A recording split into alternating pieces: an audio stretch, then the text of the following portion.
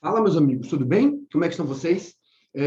Sejam todos muito bem-vindos ao nosso canal de transmissão aí de conteúdo. Não deixem de compartilhar esse conteúdo não, tá? Esse vídeo aqui que a gente vai... Eu estou gravando, aliás, todos os vídeos que eu gravar para o canal, você pode compartilhar à vontade, pode botar em canal de Instagram, pode colocar no Facebook, pode colocar no YouTube, vamos difundir, pode mandar para suas listas de transmissões, todas elas aí. Vamos difundir conteúdo, vamos difundir conhecimento, né? Para ajudar um monte de gente aí nessa aprovação do exame de ordem. A gente vai falar hoje sobre os crimes contra a honra, que estão lá nos artigos 138, 139 e 140 do Código Penal. Vamos dar uma revisão rápida, tá? E aí a gente faz duas questões também da prova do exame de ordem, que essa prova está chegando e a gente vai arrebentar, né? Nesse exame aí. Vamos lá. A gente tem no Código Penal, aliás, a proteção à honra, ela decorre do artigo 5º da Constituição, no inciso 10, né, que traz lá que a inviolabilidade, a honra é inclusive um preceito constitucional, e a proteção ao bem jurídico honra, ela é antiga, desde as eras mais remotas, né, e desde que se entende pela ideia do uso do direito penal para tutelar bens jurídicos, a honra já é, por si, um bem jurídico tutelado, tá? Agora, a gente vai ter essa proteção ao bem jurídico honra no nosso Código Penal em 3 artigos, tá? O artigo 138, 139 e 140 do Código Penal. Tutelando ali com os tipos de calúnia, difamação e injúria, respectivamente. A gente vai ter outras legislações que a gente precisa tomar cuidado, como a lei de racismo, que é a lei 7.716 de 89, que traz lá um crime de racismo que a gente precisa tomar cuidado para não confundir com o crime de injúria racial, que é o do artigo 140, parágrafo 3º do Código Penal. A gente vai fazer essa distinção também, tá? E, óbvio, a gente vai falar de outras duas leis, que é a Lei de Segurança Nacional, a Lei 7.716, aliás, não, desculpa, a lei de Segurança Nacional, que é a Lei 7.170 de 83, né? E o Código Eleitoral, que também traz crimes contra a honra e que já foi objeto de cobranças em primeira fase do exame de ordem, tá? Mas vamos lá, a gente vai começar aqui a pensar um pouquinho nessas disposições, e aí vamos lembrar que nós temos duas espécies de honra. A doutrina classicamente faz essa distinção hoje, ela é mais criticada, tá? No âmbito da doutrina mais moderna, mas ainda assim se trabalha muito com essa distinção, sobretudo em provas do exame de ordem e concursos públicos, tá? Então, a gente vai ter a divisão, a distinção meio que em honra objetiva e honra subjetiva, tá? Quando é que eu tenho uma honra... O que é essa honra objetiva? A honra objetiva é a reputação do agente perante a comunidade em que ele vive. É a reputação do agente perante a sociedade. Essa honra é a honra objetiva. Já a honra subjetiva é a dignidade do agente, aquilo que ele pensa dele mesmo, né? É o sentimento dele de dignidade, o sentimento de decoro dele. Então, toma cuidado, logo de plano, se uma questão de prova tratar de reputação, ela está falando de honra objetiva. E aí a gente vai ter 2 crimes que tutelam essa honra objetiva no nosso Código Penal. Calúnia e difamação, tá? Mas se ela fala de dignidade, de decoro, aí nós temos o crime de injúria do artigo 140 do Código Penal, tá bom? Então, esses 3 crimes vão tutelar bens jurídicos distintos. De plano, eu quero que você já extraia disso aí uma informação importante, tá? Qual é o momento de consumação desses crimes? Já que calúnia e difamação tutelam honra objetiva, ou seja, a reputação do agente, né? A reputação dele perante a comunidade, perante a sociedade em que ele convive. Então, no momento em que um terceiro tomar ciência da imputação, ou seja, no momento em que alguém que não seja a própria vítima tome ciência da imputação, eu tenho uma consumação tanto da calúnia como da difamação. Porque aí, óbvio, né? Já que é a reputação do agente que está sendo violada, aí esses 2 crimes estão consumados. Agora, na injúria, a consumação ocorre quando o agente toma cuidado, ou toma ciência da imputação. Quando o próprio agente toma ciência da imputação, aí eu estou ferindo a dignidade dele, estou ferindo o decoro dele. Então, presta atenção nisso, que isso já de plano já é importante para a gente identificar. Eu vou dar uma passeada agora rapidinho por esses 3 tipos penais lá no Código Penal e pela legislação especificamente, e depois a gente vai resolver 2 questões, tá? 2 questões importantes para a gente aí de prova, tá bom? Vou botar na tela aqui, compartilhar a tela. Olha que beleza. Vocês vão acompanhando daí. E a gente vai... Não era essa tela que eu queria. Sai. Não é você? Cadê? Pronto, tá aqui. Beleza, tá aqui. Só que eu quero primeiro falar com vocês aqui sobre o Código Penal. Ok? Tá aqui, ó. A gente vai ter, na nossa legislação aí, no Código Penal, 3 artigos. O artigo 138, 139 e 140 do Código Penal, que tratam da honra, da proteção à honra. Tanto a honra objetiva quanto a honra subjetiva, a gente vai ver aí as hipóteses especificamente, tá? Na tela, a gente tem aí o seguinte, ó. Primeiro, o crime de calúnia é caluniar alguém, caluniar determinada pessoa. Como é que eu vou caluniar essa determinada pessoa? Aí ele vai dizer para a gente, ó, imputando-lhe falsamente, então a imputação tem que ser falsa. Primeira coisa, já destaca isso. Se a imputação for verdadeira, não tem calúnia, tá? Se a imputação não é falsa, não tem calúnia. Só existe calúnia se a imputação for uma imputação falsa. Tomar um cafezinho aqui, né? Porque a gente vai fazendo e aquecendo os motores, não é isso? Então, ó, só existe calúnia se a imputação é falsa. Se a imputação não é falsa, não tem calúnia, tá? Não há que se a gente pensar em calúnia. Então, se eu imputo um fato verdadeiro, não tem calúnia, é fato atípico. Outro ponto importante para a gente tomar cuidado, aqui no tocante à calúnia, isso cai em prova, é o seguinte, cuidado com o erro de tipo, né? O erro de tipo, que é o erro que recai sobre a conduta. É o erro em que o agente acha que está praticando uma determinada conduta, quando, na verdade, está praticando outra conduta. Então, pode acontecer, fica ligado nisso, do agente fazer uma imputação falsa, achando que a imputação é verdadeira, acreditando que a imputação é verdadeira. Isso é possível acontecer. E aí não tem dolo. E se não tem dolo, não tem crime, porque a calúnia culposa não se tipifica, ela é fato atípico. Então, no momento em que o agente acha que a imputação é verdadeira e faz essa imputação acreditando que ela é verdadeira, não há que se falar em ânimos caluniandi, em ânimos difamandi, e aí eu não teria especificamente o crime do artigo 138 do Código Penal, tá? Mas, além disso, olha só, vou voltar para a tela, eu tenho que imputar um fato definido como crime. É necessário imputar um fato definido como crime. Primeira coisa, é importante identificar que a imputação precisa ser de um fato. Eu não posso adjetivar e entender isso como calúnia. Caio é ladrão, né? Isso não é calúnia, né? Mas não é calúnia não porque ele seja ladrão, porque eu não estou imputando um fato, estou adjetivando, estou dando uma qualidade negativa a ele, né? Se eu digo Caio é traficante, isso também não é calúnia, porque eu estou dando uma qualidade negativa a ele. Olha como é diferente, vamos lá. No mês passado, Caio roubou um banco em uma cidade do interior do estado, né? Eu agora imputei um fato. Percebe? Chamar de ladrão é uma coisa. Imputar um fato trazendo elementos do fato é outra. Tá? Imagina que eu diga que no carnaval do ano passado o Caio estava vendendo cocaína durante alguns dias do carnaval. Agora eu estou imputando um fato que corresponde ao tráfico de drogas. Então, chamar de traficante não é calúnia, galera. Chamar de ladrão não é calúnia. Eu tenho que imputar um fato definido como crime e essa imputação precisa ser falsa. Porque se a imputação for verdadeira, não tem crime, não se configura o crime. Agora, um outro ponto importante para a gente se ligar aí também é que a calúnia, aliás, todos os crimes contra a honra, eles são crimes de menor potencial ofensivo, né? Porque tem pena de até 2 anos. E aí, claro, nos termos do artigo 61 da Lei 9.099, por serem crimes de menor potencial ofensivo, vai se aplicar a Lei 9.099, com todas aquelas discriminantes lá, salvo se havendo concurso de crimes ou causas de aumento de pena, a pena possa ultrapassar 2 anos. Aí sai da competência do GCRIM e a competência vai para a crime comum, tá bom? Na tela ainda, olha só, a gente vai ter aqui, na mesma pena incorre quem? Sabendo falsa a imputação, a propala ou divulga. Nota que aí o legislador exigiu que o agente que propala ou que divulga só responderá pelo crime de calúnia se ele sabe que a imputação é falsa.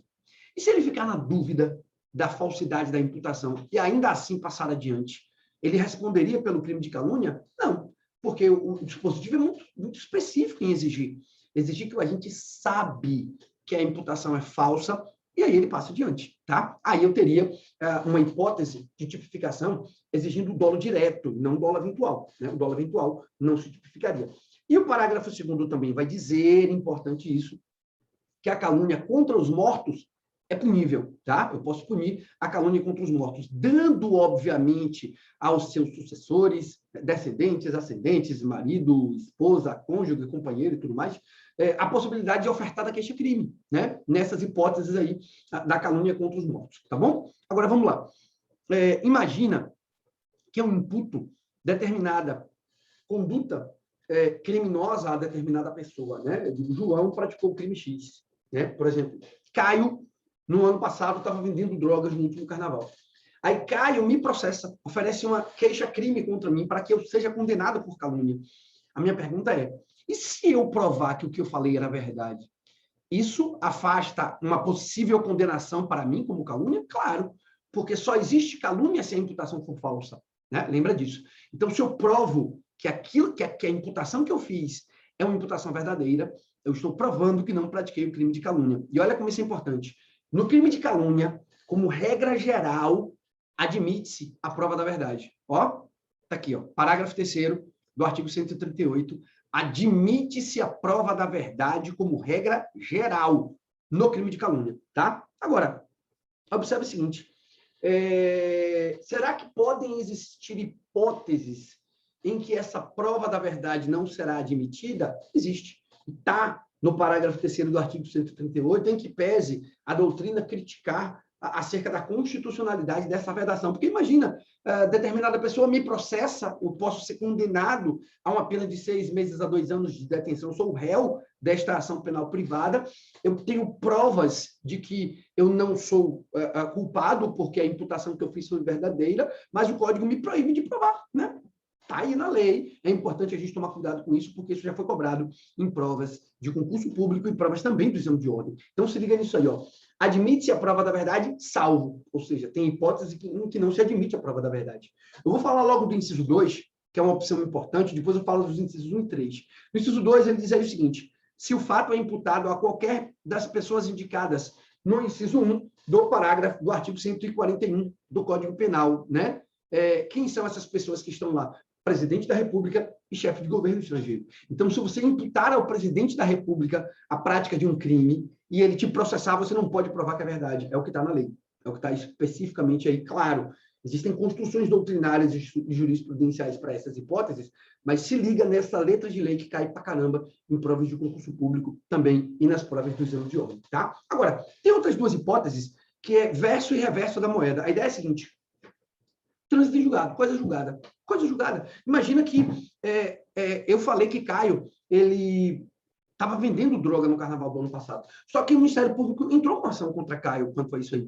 E Caio foi absolvido. E essa absolvição transitou em julgado. Então, eu já tenho provas de que Caio não estava vendendo drogas no carnaval do ano passado, porque ele foi absolvido e a absolvição transitou em julgado. Então, eu estou imputando a Caio esse crime, do qual ele já foi absolvido com trânsito em julgado. Aí a lei vai dizer, também não cabe exceção da verdade. Essa está aí no inciso 3. E uma outra hipótese é a seguinte, se o crime for de ação privada e Caio ainda não foi condenado por sentença irrecorrível, também não caberia exceção da verdade. Essa é a hipótese do inciso 1. Se liga nessas exceções da verdade, aliás, nas exceções, né, a prova da verdade, porque isso aí cai em prova de exame de ordem e também prova de concurso público, tá ligado? Agora, se a gente desce um pouquinho, a gente continua aqui na lei, ó, agora no artigo 139 do Código Penal, para a gente pensar um pouquinho sobre ele, e a gente vai ter o seguinte, vamos lá, o próximo crime é difamar alguém.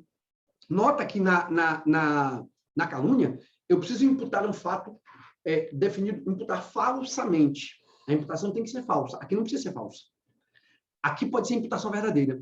Porque aqui não é imputar um fato definido como crime, é um fato ofensivo à reputação. Imagina que eu diga que Ivan vai todos os dias trabalhar embriagado, né? Mesmo que seja verdade, isso é difamação, porque eu não tenho nada a ver com a vida de Ivan.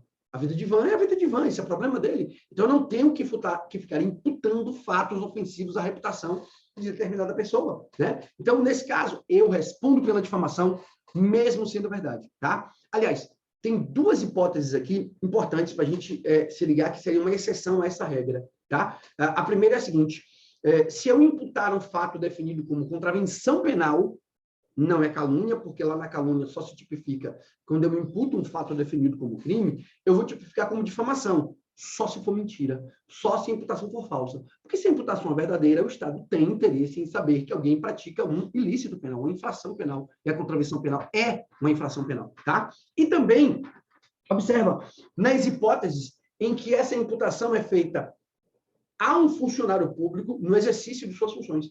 Aí eu posso provar a verdade, isso está no parágrafo único do artigo 139, e essa prova da verdade teria relevância. E toma cuidado com isso, ó, vamos lá.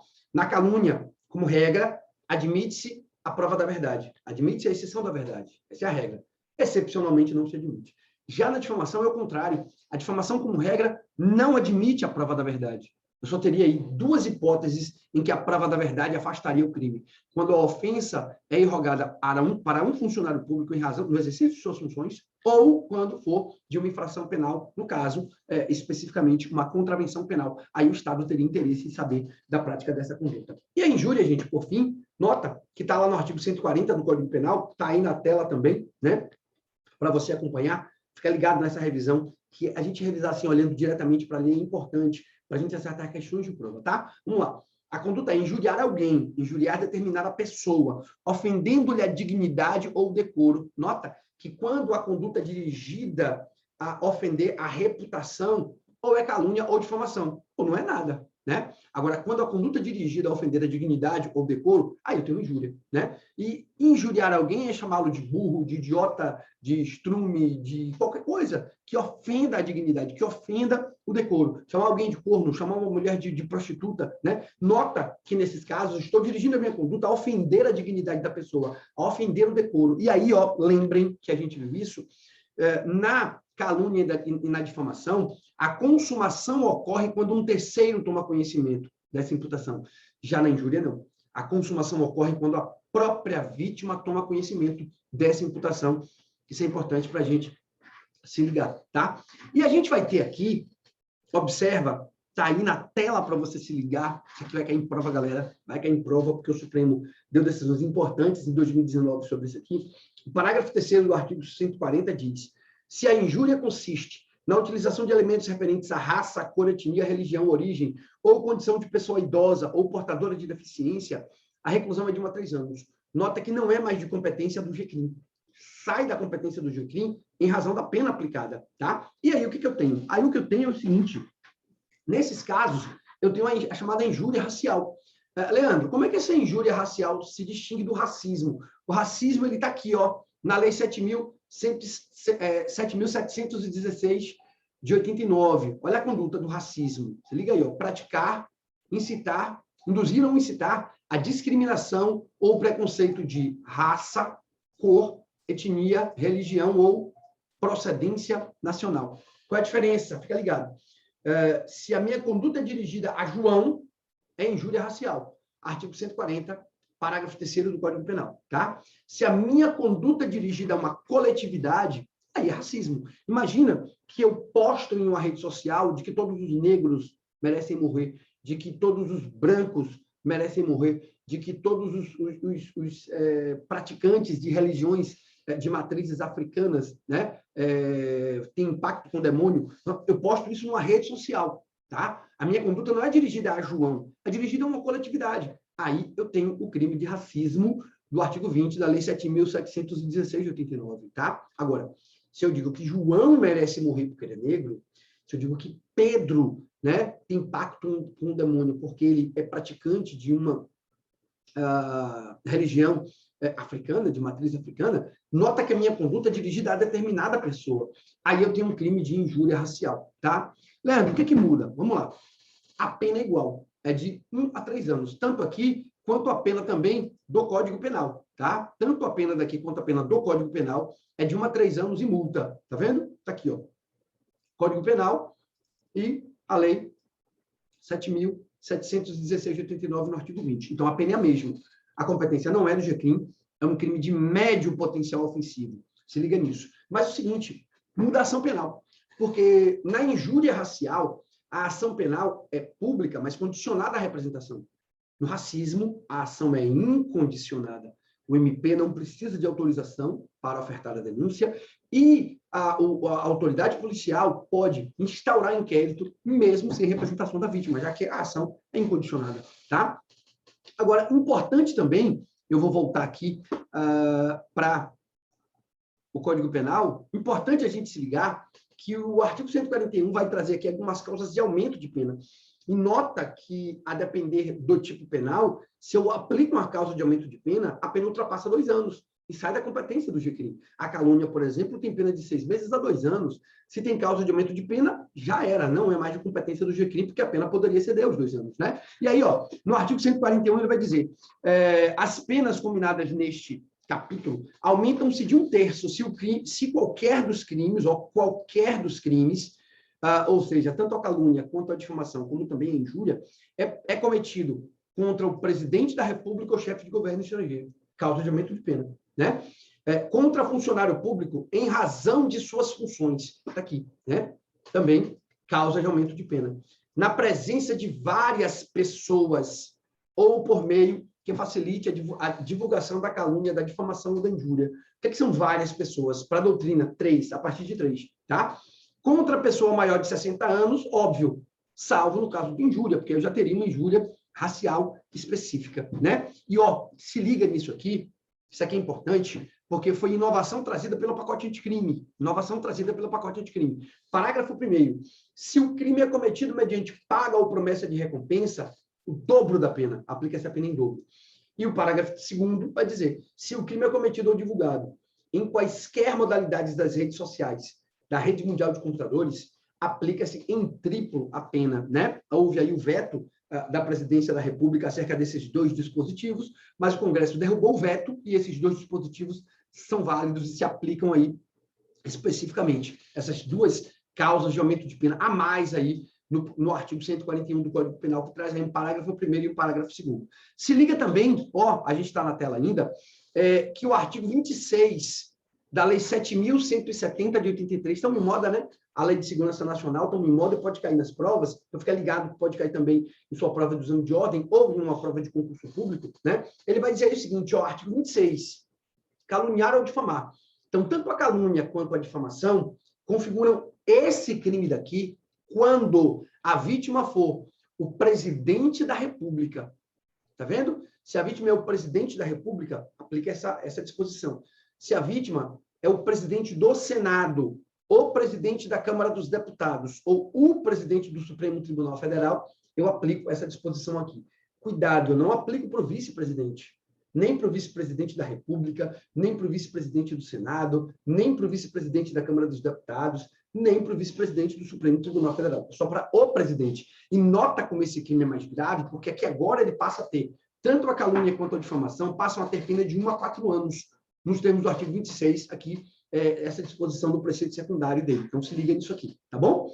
E aí a gente viu, nota, um panorama geral, né, dessas disposições aí. Bora fazer umas questões? Vamos lá. Deixa eu tirar essa tela aqui.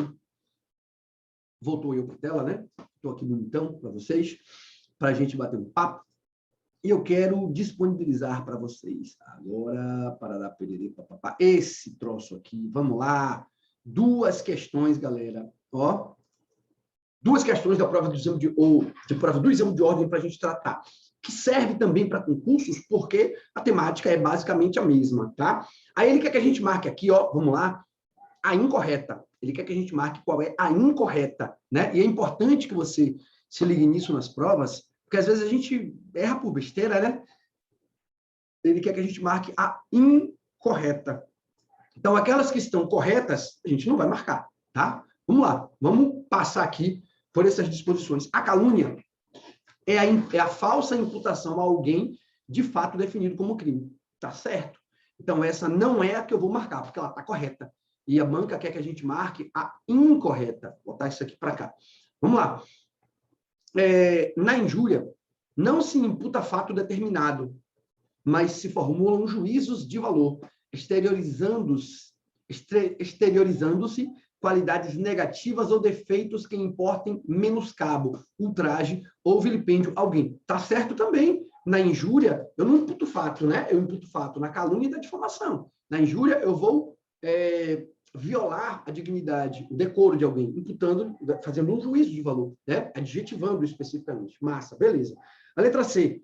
O crime de difamação consiste na imputação de fato que incide na reprovação ético-social, ferindo, portanto, a reputação do indivíduo, pouco importando se o fato seja verdadeiro ou não. Também está correto. A gente viu que a imputação só vai precisar ser falsa para ser crime na calúnia. Na difamação, ela pode ser verdadeira e configura crime também. E aqui, a imunidade processual conferida aos advogados pela Constituição e pelo Código Penal abrange o delito de calúnia.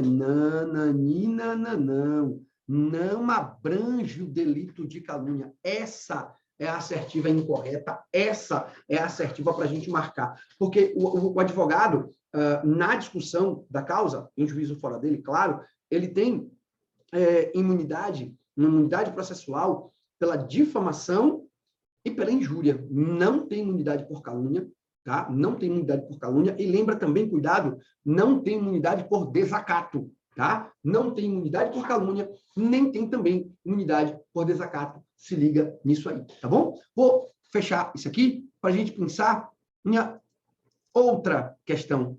Vamos lá? Não, fecha esse troço, rapaz. Apaguei, voltei. Pronto, outra questão. Essa mais recente, ó. Essa mais recente. E aí a gente vai fazer uma leitura aqui destacando alguns pontos importantes, tá vendo? 2020. Prova do exame de ordem de 2020. Vamos lá. O que é que ele quer aqui para nós? Durante uma reunião de condomínio, Paulo, com ânimos de ofender a honra objetiva, ó, isso aqui é importante, né? A gente já viu que quais são os crimes que protegem ou que tutelam a honra objetiva? Calúnia e difamação, né? Não é injúria isso aqui, não vai ter injúria, porque a intenção é ofender a honra objetiva, tá bom? Do condômino Arthur, funcionário... Opa, o cara é funcionário público, eu tenho que ficar ligado para saber se essa ofensa diz respeito à profissão dele, né? Beleza, vamos lá. Mesmo sabendo que o ofendido foi absolvido daquela imputação por decisão transitada em julgado. A gente falou disso aqui, não falou? Daquela hipótese da exceção da verdade, né? Vamos em frente. Afirmou que Arthur não tem condições morais para conviver naquele prédio, porquanto se apropriara de dinheiro do condomínio quando exercia a função de síndico. Tem nada a ver com a profissão dele, tá vendo? Eu estou fazendo a imputação de um fato definido como crime, mas não tem nada a ver com a profissão dele. É quando ele estava em sua atividade privada como síndico. Tá bom? Vamos lá. Inconformado com a ofensa à sua honra, Arthur ofereceu queixa-crime em face de Paulo, imputando-lhe a prática do crime de calúnia. Preocupado com as consequências de seu ato, após ser regularmente citado, Paulo procura você, como advogado, para assistência técnica. E aí a gente vai analisar aqui quais são as disposições, né? Vamos lá. Considerando apenas as informações expostas, você deverá esclarecer que a conduta de Paulo configura crime de, não é difamação, já corta logo aqui, deixa eu voltar aqui, já corta esse, não é difamação, nem é injúria. Por que não? Injúria não é nunca. A intenção é ofender a honra objetiva. A gente viu que a honra objetiva era tutelada pela calúnia e pela difamação, e não pela injúria. A injúria tutela a honra subjetiva, a dignidade, o decoro do agente. Beleza. Por que não é difamação?